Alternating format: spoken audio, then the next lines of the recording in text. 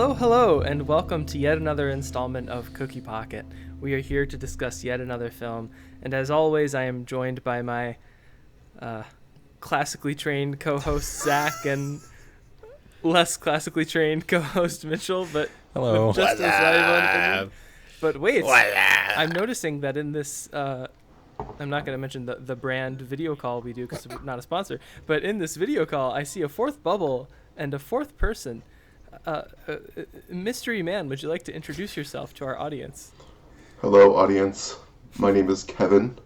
I went to high school with these buffoons, and I was invited to come record a podcast with them about a movie that I only recently watched. So, that is the point of this, I see. I'm guessing. So. Yes, that's exactly right. I'd like to point out, this is the third time we've tried to get Kevin on the podcast. So third time's the charm. Indeed. Yes. And Kevin is the partial inspiration behind our name, Cookie That's Pocket. true. So that's a fun little Easter egg for our listeners out there. Thank you for joining us, Kevin. We're excited to have you. Do you want to describe the Easter egg, or are you just going to keep them in suspense? I mean... Yeah, sure, Kevin. Go ahead. Yeah. Lay it out. Okay. Well, it was the end of high school. We all graduated. And then we had a graduation party. And one of the events at the graduation party was a game called Cookie Pocket. And the premise of the game was, during the duration of the 5-hour party, we had brought a giant tray of Costco cookies. And our goal was to sneak those cookies into someone's pocket. And if you had successfully snuck a cookie into someone's pocket, they were forced to eat it. Now, for some reason, everyone decided to target Zach. Yes. And I think he ended up eating around 12, maybe 24 cookies. Probably more. Because I was wearing a shirt. I was wearing a buttoned shirt with a lapel pocket, which meant that it was very, very easy to just sneak up behind me and drop one in. The inside of that pocket was covered in melted chocolate chips by the end of the night. Yeah, he's never worn that jacket ever again. I've worn that shirt many times. This is the episode that goes in the Wikipedia for Cookie Pocket now. It is. In episode 99. And you can very clearly see the connection between a movie podcast and a game about shoving cookies in someone's pocket. I think the connection is very clear. Of course. Absolutely. Yes, everyone knows Obviously. exactly what it is we do here when they hear the words cookie and pocket back to back. Yeah. Well, I suppose we should get on with it then. Today, we are discussing On the Count of Three, relatively recent. I guess its festival premiere was in 2021, but I think it premiered on Hulu in 2022.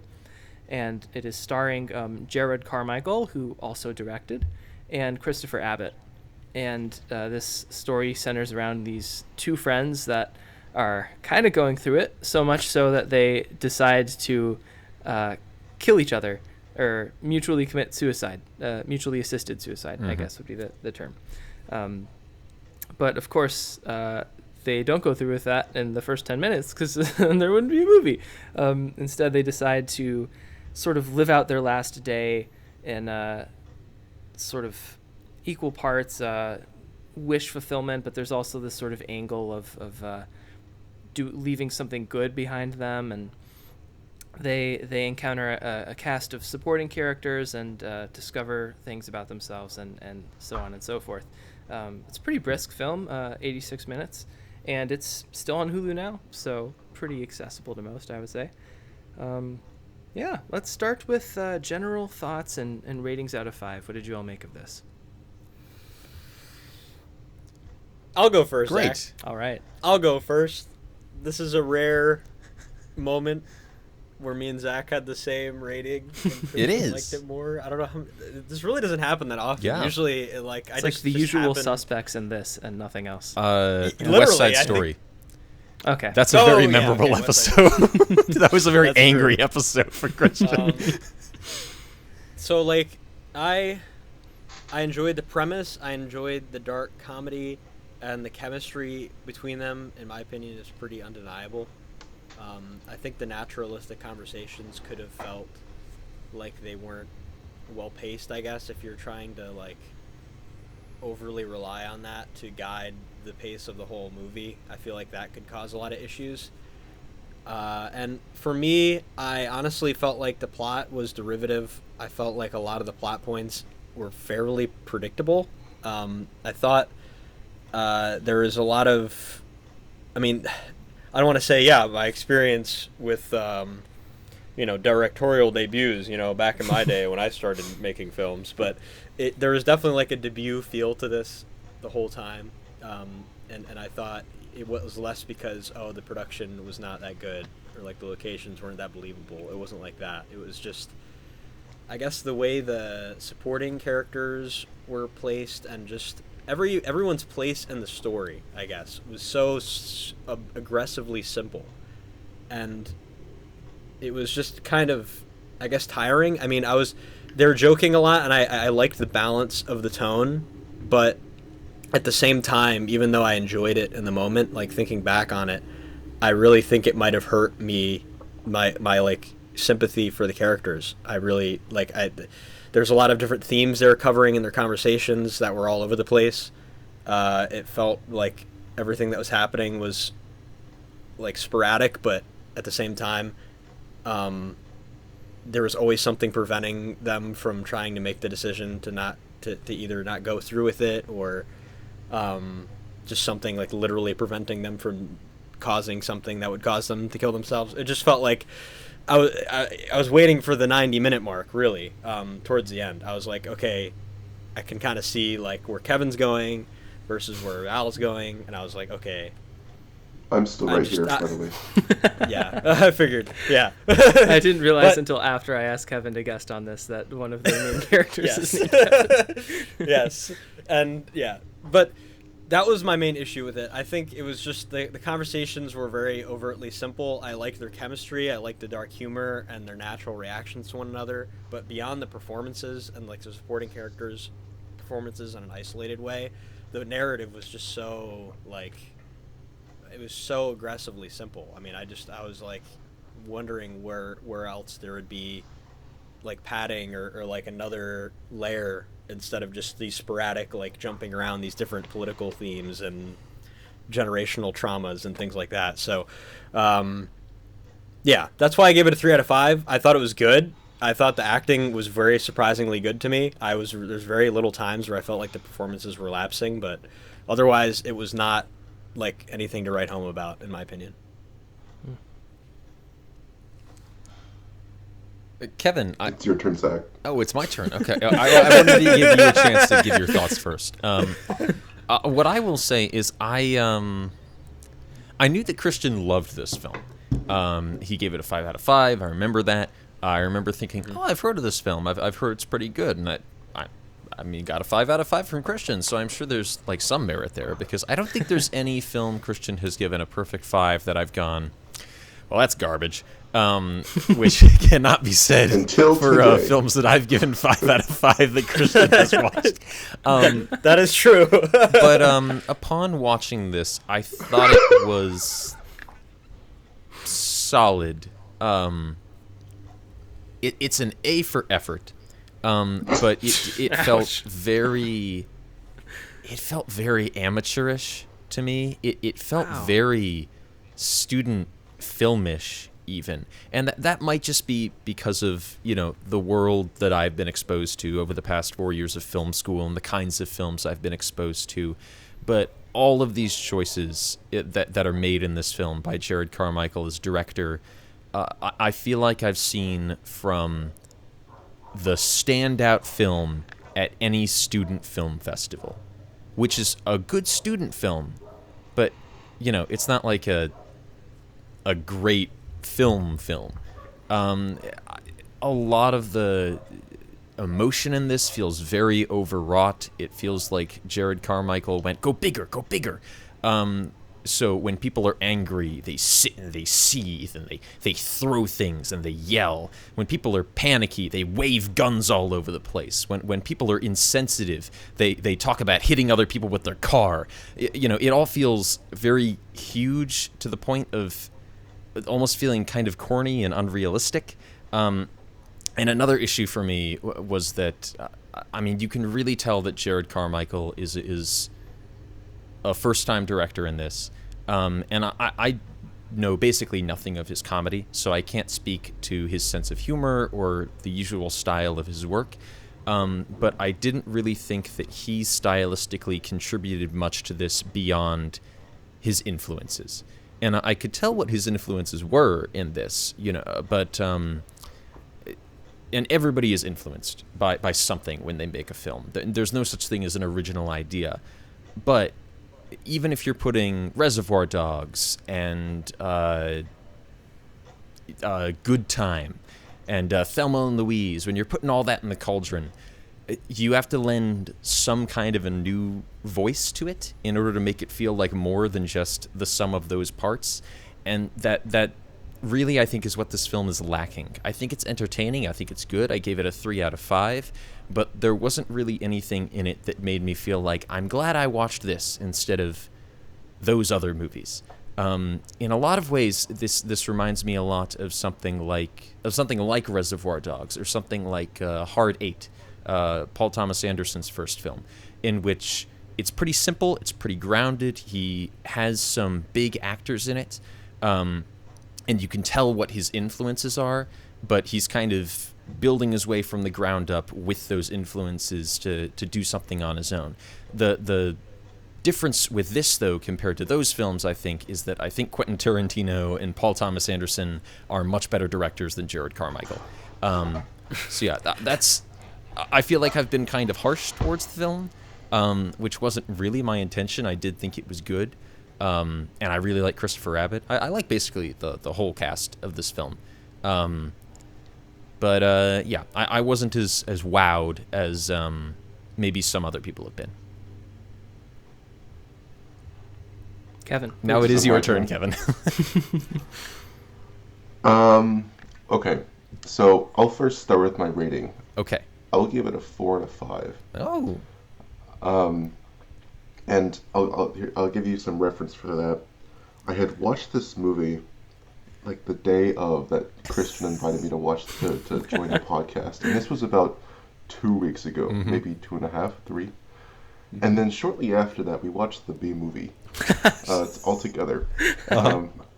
And I gave the B movie a 3 out of 5. And I thought that this movie was more entertaining than the B movie, hence the 4 out of 5. What are you going wow for? The B movie is entertaining, man. Say what you want. The B movie is, but it is definitely entertaining. Christian, you gave this film a 5 out of 5. You should not be surprised that someone liked it more than the B movie. Well, when that someone is Kevin, I can be. I'll tell you why it's not 2 points above the B movie. Is this film going to have the same cultural relevance as the B movie? 20 years ahead? 50 years ahead? I don't think so. They're going to be you like jazz memes or other kind of memes derived from 1, 2, 3? Or sorry, on the count of 3. Sorry, I actually counted to 3. Well, probably not, unless people become a bit more, mentally distraught in the future, which is also a possibility. But anyways, I would give this a 4 out of 5 because I found this a bit more entertaining than the B movie. But also, as I was watching the movie, I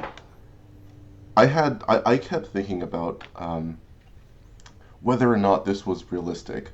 Could I see someone doing this or hear someone doing this in real life?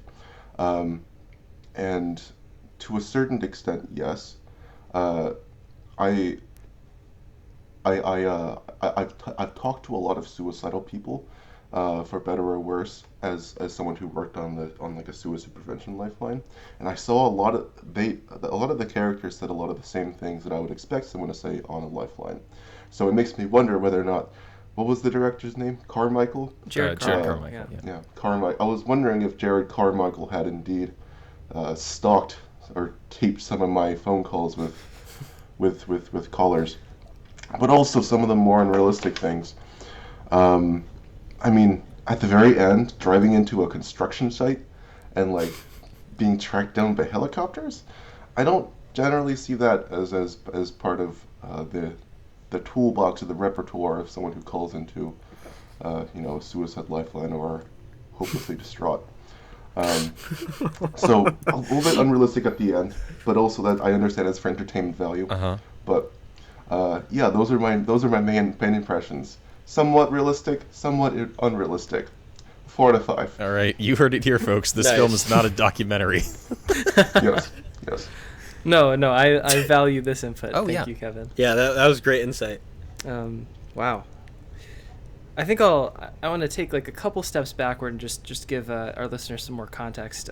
Right now I'm staying with my grandparents in another state to rehearse for a chorus thing. So I'm often chatting with my grandparents about what film we're discussing. And really so my grandmother asks me what we're discussing today, and I was like, oh, well, you probably haven't heard of it. It's an indie film about 2 years old called On the Count of Three, about these two best friends that want to commit suicide. And then she's like, oh, God! And she's like, who picked this one? And I was like, well, I did. And she's like, Christian! I was like, no, wait. My boy! Does your grandma listen to this podcast? Not on a regular basis, no. And most of our films don't appeal to my grandparents, but I did put them on to The Outsiders, which is one we did earlier this season. But anyway, to sort of defend myself away from this destroying my image to her, I said it's not really about it's about, to me at least, by the end of the film, spoiler alert, the reason for living and why life is precious, even in unfortunate examples or when it's at its worst. There are still things to go on living for, and I think that I'm really ray of sunshine. Yeah, and I'm really cutting straight to the end of the film here, but I think that last shot that is just like a slowly zoom out of Val being visited by his daughter on Father's Day, wherever he's staying. That shot really gets to me in a way that few other films have, and I agree that On the Count of Three is definitely on the nose at times and has a plethora of influences, but I think I find it much more moving than even all three of the ones you've named, Zach, which I've seen.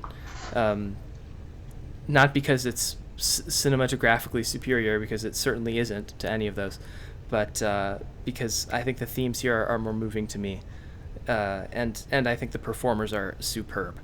I don't know where else to go from that. I like that point a lot, because oftentimes when people call into the lifeline, your main job is to give them a reason to live, right? And oftentimes the two most commonly used reasons that I have noticed are pets and children. If you can convince them to take care of one of those, or both, then typically your job gets a lot easier. If you remind them that they have a child or an old dog to take care of. Yeah, that's interesting, and I think, and I agree. I guess we can dive into what's predictable about this here. I think, there's a limited range of outcomes in a film where these two characters want to commit suicide, but then they decide to have like one last day. So there are only a few different things that could happen. A, they both do it. B, they both don't do it. Or C, one of them does it and one of them doesn't. And that's inherently limiting to your plot and how it plays out. And I don't think I was surprised. I think what happens is what makes the most sense out of those options, thematically and narratively, and is also the most predictable. But I still felt, I still do on the second viewing, felt it when Christopher Abbott's character took his life. But let's dive into the supporting characters here, because there's a lot of actors here that are usually deployed in more comedic contexts. Jerrod Carmichael is literally a stand-up. I would say I think he has more experience doing his own stand-up than he does directing or acting. Christopher Abbott has done a lot of indie films, but he's kind of the most acquainted with drama of the bunch here, which is interesting because I think he probably has the most like dark laugh lines of the bunch. And then Tiffany Haddish, J.B. Smoove, and Henry Winkler. All three of them are people I tend to think of in comedies more than anything else. But, Tiffany Haddish was in the film? Yeah. Yeah. She's his girlfriend. Yes. Oh. Okay. She's not in it much, but yes, she's in it. So I don't know if you guys want to choose a specific person to discuss, or did the comedy work for you? Did it not? What about these interspersed scenes worked or didn't? I always like J.B. Smoove. He's always playing the same character. And every single thing, come on, we're gonna fight. He does kind of have the same voice and everything. That is true. He does. Yeah. I really like the performances, but like,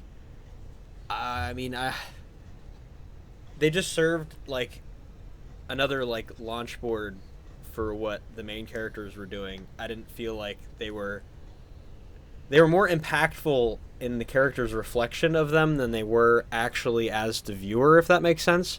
Like their presence there and the fact that they were in the situations that they were in, and like obviously hitting him with the tire iron at the receptionist, like I felt like their place was more important than the characters themselves, and I thought that is somewhat of a detractor. I think it's also important to focus on the main characters when they're talking about something as detrimental as suicide and things like that. But at the same time, I don't really have any criticism for the performances themselves. Winkler, I guess, had the most important really role, but there wasn't really anything to write home about him. I thought like the flashback scene was like, I thought it was kind of necessary, but it was just kind of like a very cookie cutter, doctor touched kid scenario. So that's another thing. It's just kind of just like every scene with the supporting characters, the fact that the scene's happening is important, but the scene itself and what actually transpires is like not very incidental to me personally. I think you make a good point there, Mitchell. What I will say is I think the use of the bigger names, I think, it was almost made it more obvious that the film's lower budget, because this has the very obvious, we have J.B. Smoove for a day. We have Henry Winkler for an afternoon. And again, maybe this is just something I'm noticing more because I've had to plan that kind of schedule where it's like, all right, we have an actor coming from Philly, we have an afternoon, so we have to shoot these 3 scenes now, type scenario. But I think there's ways to feature bigger actors in a film that kind of conceal that, and I don't think this film did as much. And I'll also agree with you, Mitchell, that I think Henry Winkler's character's involvement felt kind of cliched to me. Not to say that kind of thing doesn't happen, because obviously it does. Right. I mean, Maryland just passed a new law sort of in relation to that kind of thing. But at first, when they cut back to him and he's having his long monologue about like, what you should do with your life, I thought there was going to be like a twist that, for like a second before it becomes obvious this isn't the case, I thought there was going to be a twist that Henry Winkler's character did not molest Christopher Abbott's character. He was just a really bad child therapist that didn't help him at all, and in fact maybe put him on a path that like worsened his fate. And I'm not gonna say that would have made the film better or anything like that, but that was a moment where I went, oh, this is interesting. And then they had the shot of his hands gripping his knees, and I went, oh, never mind. So yeah, I'll certainly say I wasn't really surprised by any of the bigger names. I think Tiffany Haddish is better in this than she is in The Card Counter, which is definitely the other kind of more serious performance I've seen her in.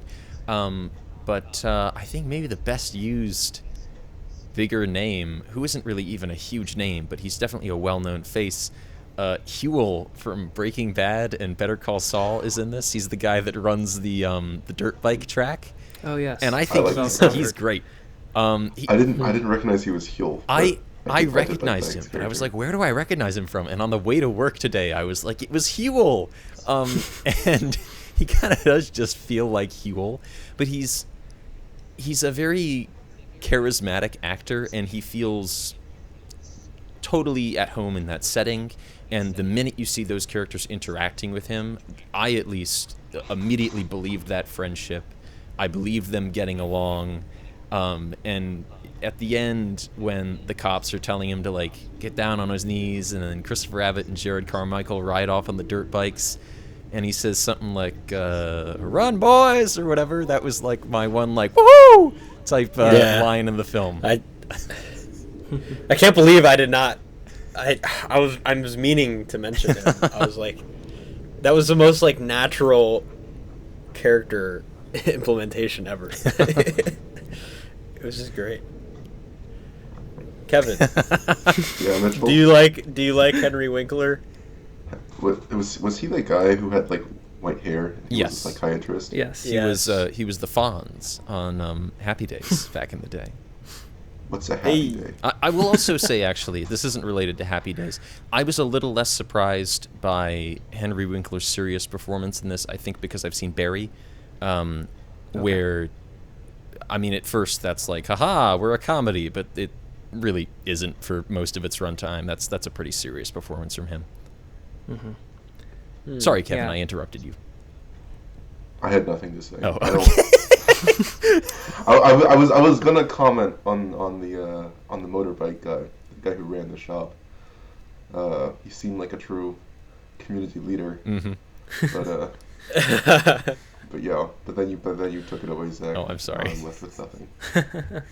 That's a good point, though, Kevin. I do think like these two guys that feel as though they have no one, even if it's in a very casual and short-term sense. He's kind of like their one ally in this whole thing, Mhm. Can unconditionally. I just say how everyone in this film was very irresponsible? The main characters, side characters, everyone but the dirt bike dealer. That's a good point. Oh, Kevin, if you're bothered by how irresponsible they are in this film, Thelma and Louise may not be for you. Oh, yeah. Because like, I don't want to get into that bag of tricks too much, but Weren't they like the aunts in The Simpsons? There are aunts in The Simpsons? Yeah. No, the two like smoking. the- What's their names? one of them is named Thelma, I think. Maybe I that don't might know if be the a aunts joke in Louise. based on the film. Maybe those characters were introduced as a joke. I don't know. Yeah, maybe. I do want to talk about JB Smoove just a bit more because I do think he deserves a little more credit than we've given him. I've never seen him in a serious part other than this, and I haven't experienced this personally, but other people in my family have this sort of toxic family relationship where there's this sheen of friendliness, and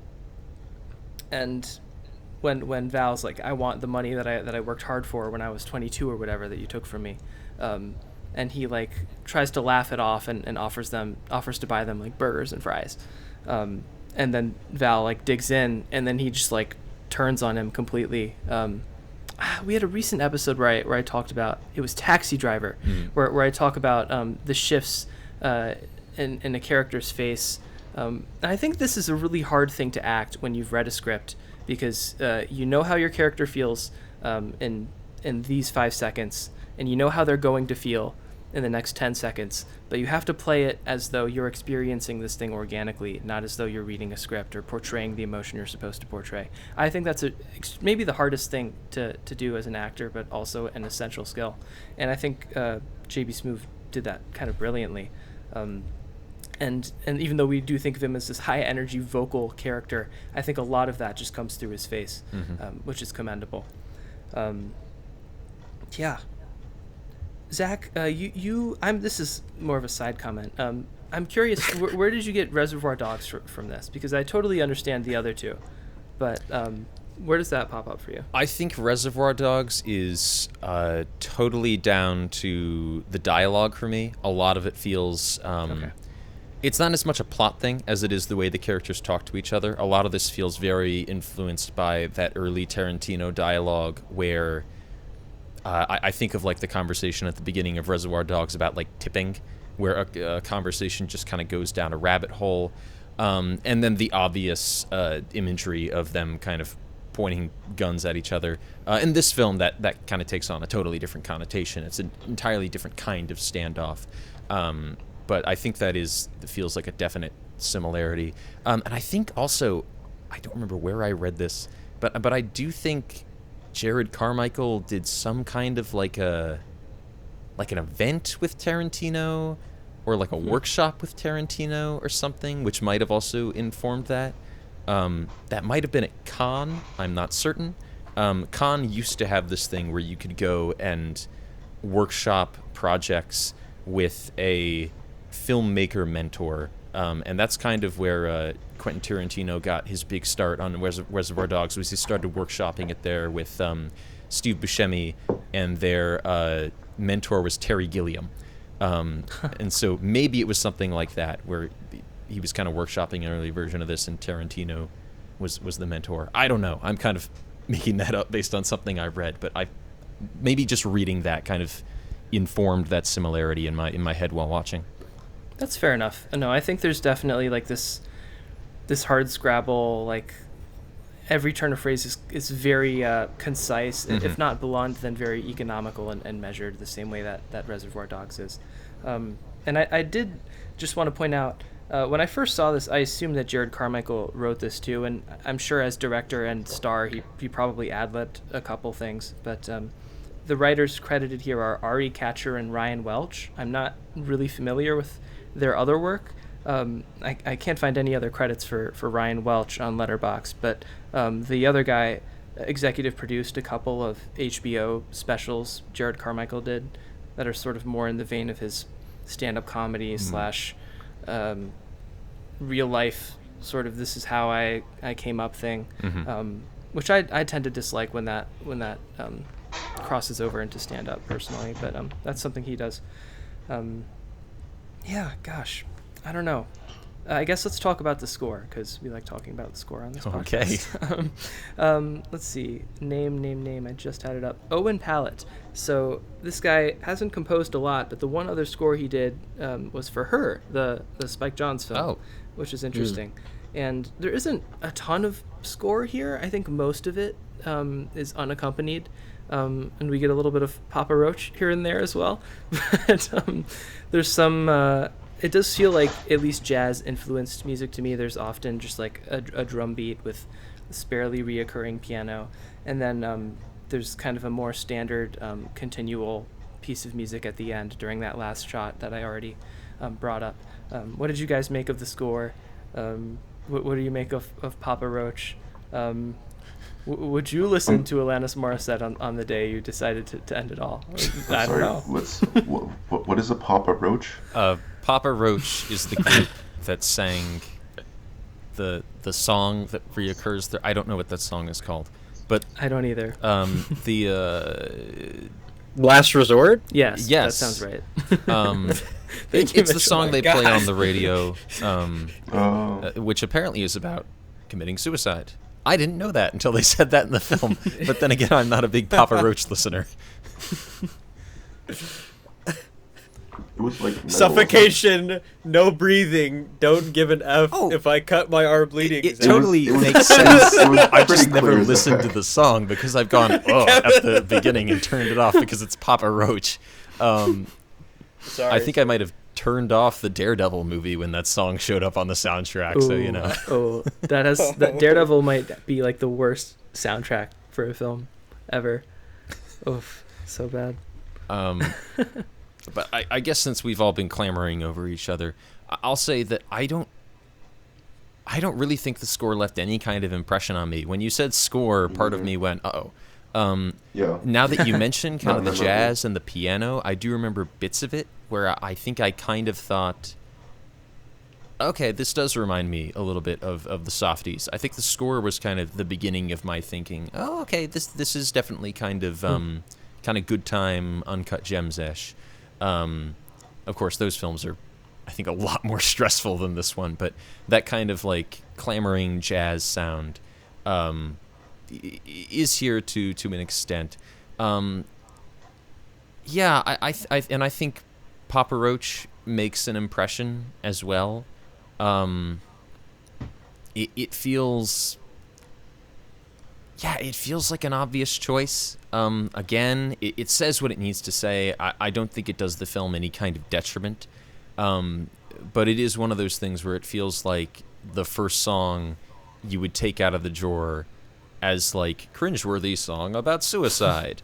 I mean, what could be worse? Maybe if they'd had something by Evanescence, that would have been more eye-rolling. But I'm sure Evanescence have a song about suicide. They must.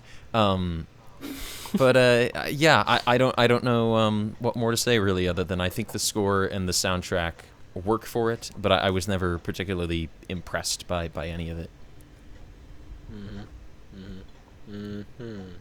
And "It's a Great Day to Be Alive" was the country song. In the bathroom. Actually, yeah, that's a really good scene. I do like that song. I should have mentioned that. Yeah. The inclusion of that song is great, and the inclusion of his annoying coworker singing it while he's trying to hang himself. That's a really great moment. I think that's one of the stronger scenes in the film. Interesting. Yeah. Yeah. Yeah, I think it's a neat little gag that Val keeps trying to turn off the radio. Anytime he's trying to play music that's actually good, because he's just wrong. And also, You a Papa Roach fan, Mitchell? Yeah, but that's a pretty good song. Wasn't that symbolizing his underlying hesitation to actually go through with it? Yeah, Kevin. See, this is my English lit AP English lit. Yeah. Yeah, I think. Well, I mean, I feel like that song pretty much is. It really does like swallow everything when it comes to the score. I think that's kind of like one of the various breaking points of Kevin, but that's like one of the main ones. The film's Kevin. Yes. Yeah, the film Kevin. Yes. I think coupled with the tired and angered and mentally ill face of Kevin while he's driving, with drinking the liquor while he's Me, in right? a yellow Jeep. Yes. Okay. Yes, you. I just it was way too many things on the nose for me at once, I guess. But I mean, really, when it comes down to the score, it's just like those individual scenes. I thought the subtle jazz moments, I was like, oh, so Christian likes this, huh? This is his genre right now. That's what I thought to myself. But it was a little creative. It was creative beats here and there, and yeah, they didn't stick out a lot to me. They didn't really seem that detrimental. I mean, in terms of like the song choice of Last Resort, I guess it's purposely on the nose. I mean, it's so obvious. I guess it would have been a intentional choice, but I guess that one driving scene could have just stayed as one scene instead of multiple cuts to it. I guess I don't know, maybe it was 3 times they cut back to it, but yeah, it was all right. Yeah, I watching this 2 weeks ago, I don't quite remember much of the music that went on, but I will say I feel like it could have been a bit more memorable if there wasn't music. Oh. And if it was uncomfortable silence in the car the entire time. That would have been kind of interesting to me. That is interesting. I've had that thought as I watch more and more films, even though I'm sort of the resident music man on this podcast. I have thought it would be more interesting to me if some films would choose not to score dramatic moments, not to have this dramatic thing happens and then the strings and the wah, and it's you're supposed to feel something here, and that's why there's music. Yeah. That's an interesting character development from you, Christian, because I think you really disliked the lack of score in No Country for Old Men way back in season 1. Mm-hmm. Yeah. Yeah. So if I'm sure that if my first watch for that came during this season, I probably would have liked it more. That's a great thing to point out. And there are exceptions to this, obviously. I think in something, I always go back to Star Wars, but I think in as something as genre based and crowd intentioned and its populism like that it's much more merited there. But otherwise, yeah, I do find myself wanting less score in places. And I think this one doesn't have too much. And I only think I noticed it and wanted to discuss it because my rewatch for this came literally earlier today. So it's very fresh for me right now. Yeah, well, we're reaching the 40-minute mark. We could probably dig into final thoughts here. I don't have too much more to say about this. But You know what scene I liked? yes. I liked it when he held up the convenience store. Oh, yeah. Why did you like it? That was it. What? Why did you like that scene? I just liked It was it. funny. Dig deep. Yeah. Hype. Oh, I will mention Battery from Metallica was the other song, which is really only recognized by the intro, which is from Master of Puppets. Oh, okay. And Battery is about being angered with yourself and the decisions you make with your family. And like I think the narrator, whoever it's supposed to be about, is trying to like kill their family. So I think that is relevant to the scene of him looking at the dumb army guy's kid that bullied him and like prevented him from going through with it. So. You know, I realized why I like the convenience store scene. Yeah. Was because it ended on a pun. It was like it hurts to ignore people.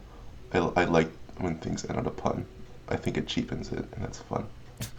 Okay. I had totally forgotten about that Metallica song. I liked Master of Puppets when I listened to that album, but unfortunately for me, the most memorable Metallica album is Saint Anger, which kind of sucks.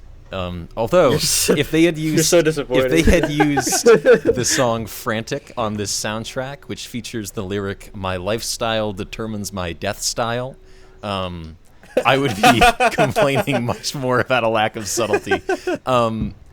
But something I did want to mention, because you mentioned it, Mitchell, about the Papa Roach song being on the nose. Something to just throw out as a final thing I didn't get a chance to mention. I flipped open my journal. At first, I kind of thought that was intentional, because early on, I don't really think this was meant to be a bait and switch as much as it was me trying to read more into the film's what I think were pretty obvious tactics. But early on, I thought, what if this kind of subverts this and Jerrod Carmichael. Jerome.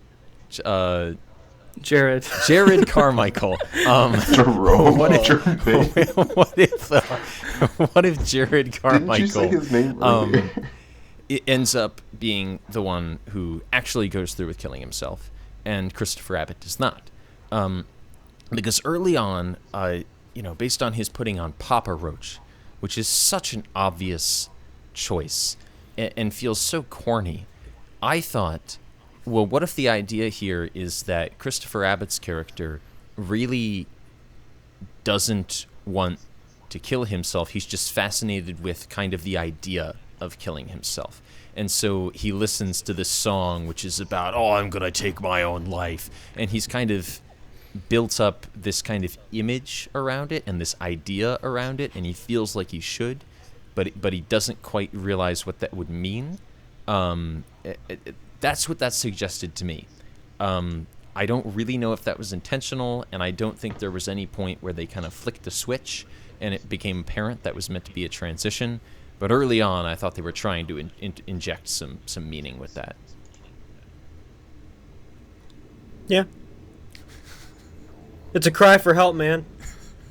It's a cry for help. It's a last resort. You know? Yeah. Just as a PSA, if you know that your friend is in a psychiatric hospital for suicidal ideation, and you know he's still having suicidal ideation, don't take him out of the psychiatric ward. Good advice. Thank you for that public service announcement. But obviously, if celebrities do it. I do like, though, this kind of reminded me of the Jim Jarmusch film Down by Law, which I think was another one that if this season had gone on longer, I might have brought to the table for this. But in that film, there's a scene where there's a bunch of prisoners in a jail cell, and one of them goes, I know how to get out. And the very next shot is them running away from the prison. This kind of reminded me of that when they're talking about, like, so are we going to get you out? And then, like, the next shot is them running away from the building towards the big yellow Jeep. So, again, an obvious influence, but at least there I found it amusing how it was used in that case. Well, as we're wrapping up here, I feel like I need to mount like one last grand defense of this, and why I gave it a 5, because I don't give those lightly. I really don't. I've given about 75 or so a 5 out of over 1,600 things on Letterboxd. So it's a small percentage. And a lot of what you guys have said is fair and true. It's a relatively simple dynamic with 2 lead characters, and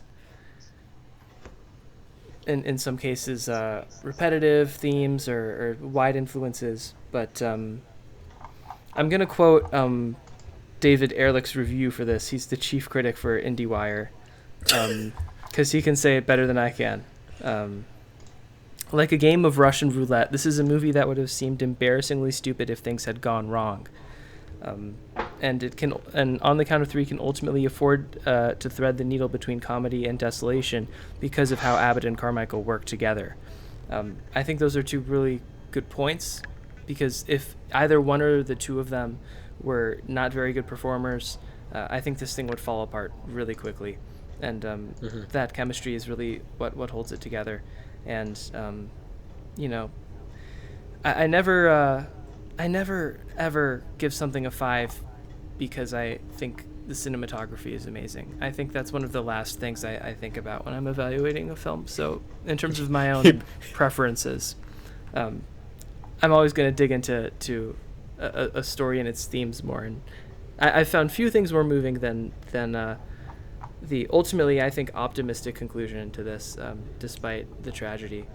And one thing I noticed on this rewatch is I couldn't help but think about how Kevin, the character, was drinking the tequila or whatever the hard alcohol was in the car, and thinking about how alcohol removes one's inhibitions. And I couldn't help but wonder, well, maybe Val could have talked him off the edge if he weren't quite intoxicated at that point. I don't know. Maybe that's just a inconsequential detail, but to me that added to the tragedy a little bit more. So 5 out of 5 because it socked me in the feels, and not as much this second time, but I still thought it was really, really great. So I'm keeping the 5 there. Any other final thoughts before we move on to the rundown? He could have just leaped for him at the very end. He could have what for him? He could have just leaped for him. He was literally right in front of him. I guess. He was like walking away. I understand I guess so, the hesitance to jump at your friend who's holding a gun, though. He had to convince him. I don't. Well, it took him a while to convince him not to be pointing the gun back at.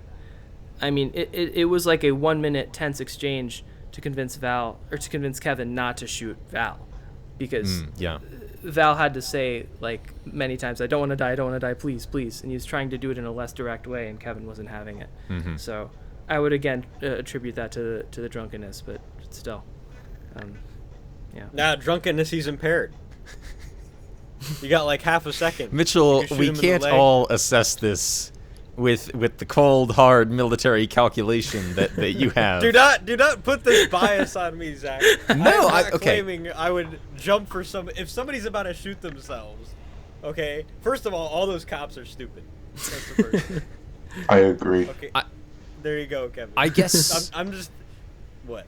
I was gonna say, I guess I get your point a little bit more, because we've established that Val is at least early on, it seems to be established that Val is a quote-unquote gun guy. I think if he had just, like, gotten the guns that day and didn't really know they didn't know anything about, like, firing them, and he was in a similar situation to Kevin, I think perhaps my defense of, like, well, he's scared and he doesn't really know anything about guns, and, he's got this dangerous thing he's never had any familiarity with, like, pointed at him. I feel like maybe the argument would hold more water if the guns had just been purchased that day. But they do seem to establish that he like goes to the shooting range and has some familiarity with guns. So, yeah, maybe you would expect him to take some action in that case. But I don't think it's a problem that he doesn't. At least It's not a criticism. I'm just making a point. Sure. He got out of the elevator. He's like, ooh, waving gun, and he like instantly shoots the doctor in the head. That was bugged me. Massive instincts. But anyway, I do appreciate that scene. I thought it was it was fine. I didn't like the cops watching it. That was kind of a lame cliche, but I like their conversations. And the chemistry is really hard to argue against in this. I think it's the casting for that is first of all, being in his own film, I felt like was an appropriate choice, and I think Abbott might be a better performer in my opinion, maybe, but it's also the character is different and it's more complicated to show someone that's like on the verge of suicide versus questioning it, you could argue, but I think just for the sake of the topics of the film and the dark comedy, I thought it was a compelling pair, and not to mention it was only an hour and a half basically, so it's if you have the time, I would definitely recommend it. I just if you're into that type of thing, if you're prepared for that sort of humor, basically. Kevin, do you want to close it for us? Close it? Yeah, say something. Say something canny like you always do. Canny? Witty. Witty? Okay. Well, it was a film, and now we're going to read a list of words for Christian to rate.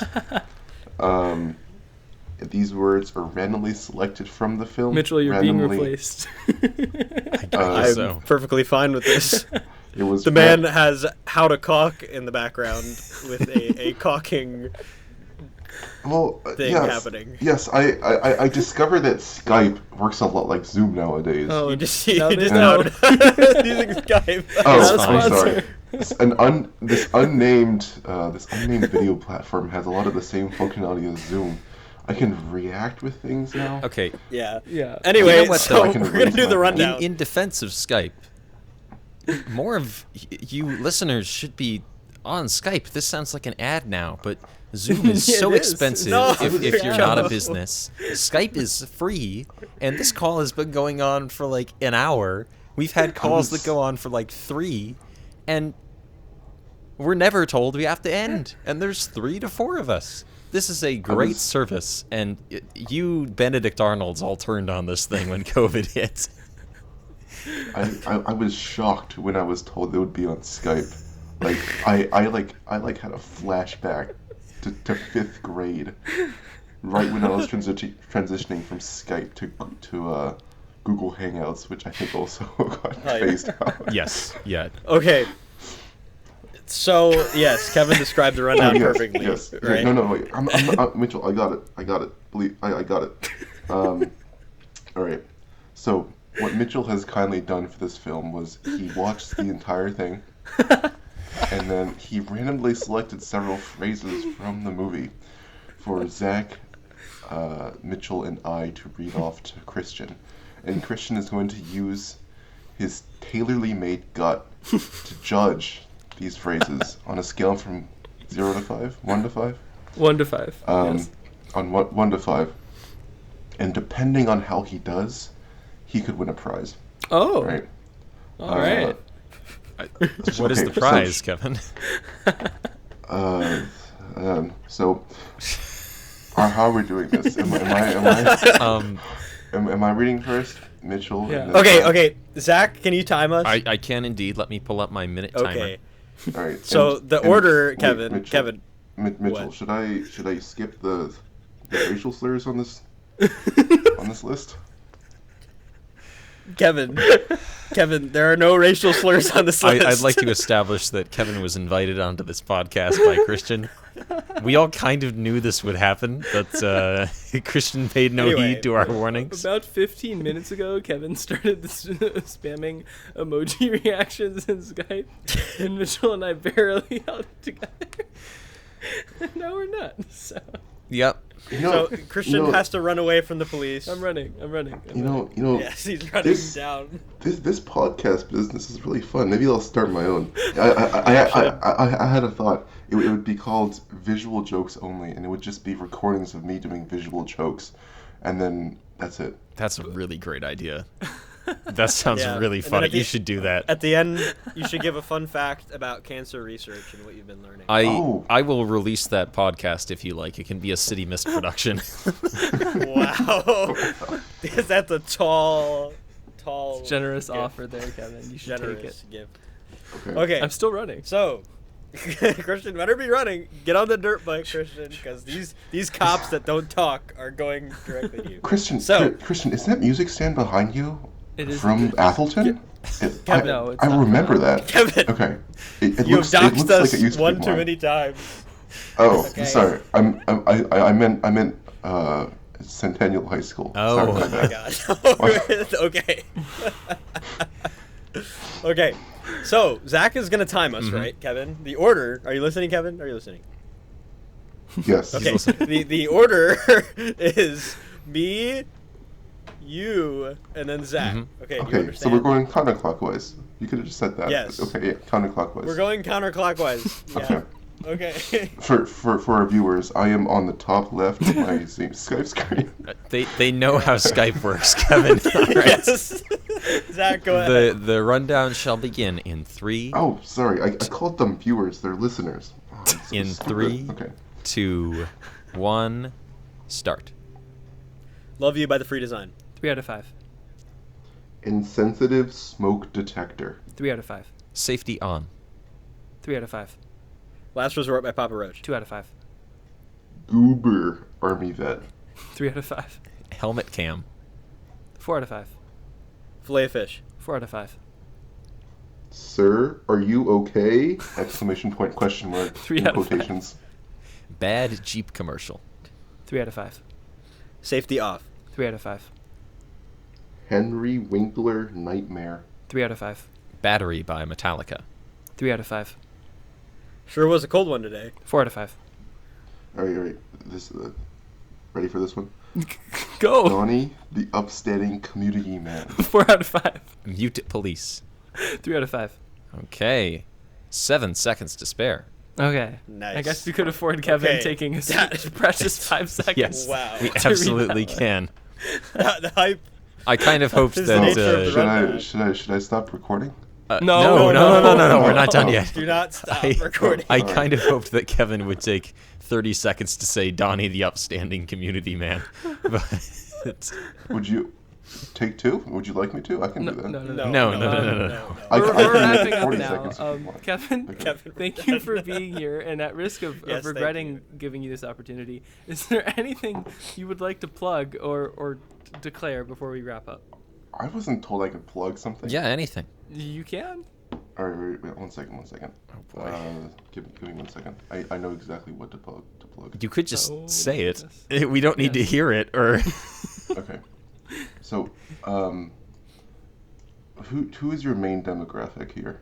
The listeners. we don't have a demographic. We get like 28 views an episode. Okay. Perfect. Family and friends. All right. So, if any of you are researchers and cite papers regularly, I could really use a boost in my H-index. So there's this one paper that I'm particularly proud of. It's called, and it's the title is Using Memes to Promote Student Engagement in Classroom Community During Remote Learning. It's published by the Biochemistry and Molecular Biology Education journal, and the citation is 2, 2022, and the DOI is 10.1002/BMB.21700. For some reason, some poor PhD student had cited this previously. I had no idea this would be cited because it was literally a joke to begin with. But now that I'm on a roll, I would like more citations. Okay. I want this to be my top. Zach, I'm not done yet. Within this paper, you'll see a couple of really spectacular figures. The first figure is actually just a panel of memes that my students created, and I didn't know that. I didn't believe the journal would actually let me get away with that figure. And then figure 2 is a regression that shows the more memes a student made, the higher their final grade was. And for some That's reason, actually pretty interesting. for some reason, making memes increased their student outcomes for some weird reason. Anyways, yes, that's my plug. Again, the link is doi.org/10.1002/bmb.21700. Okay. That is without a doubt the most interesting plug we've ever gotten. Absolutely. Yes. Kevin, will it impact your plug that this episode doesn't come out until September? No. Okay. The H index is, as long as I get 10 citations, it adds to my H10 index, and as long as I get 3 citations on it, it raises my H index temporarily. Right now, I just need 2 more people, two of you fabulous listeners to go to doi.org/10.1002/bmb.21700. It's open access too. Wow. Okay. Well, yeah. Well, thank you so much, Kevin, for curing cancer and talking to memes. us about suicide. Yes, thank you for all of the highs and lows So- and tonal transitions Yeah. appropriate Yes. for the subject, I think. Yes. I Okay. So who's next? It will be you, Mitchell, and you'll be taking us to a certain depressing school A school. Don't, with a what? long, tall, skinny man. Oh, we met yes! Before. Ah, yes. what Sad Jewish man is now just sad teacher man. Who is, is this the whale? No. I do not believe I almost He is watched that in the Jewish. plane. Adrian Brody stars in Detachment, where you will find how detached we were watching it, or not detached. Maybe we were very, very attached. You will not know, but it's about a depresso man substituting in. It sounds like the whale. It's not the whale. Okay. I'm going to save everyone else's sanity and say thank you for listening, and thank you, Kevin, and goodbye now.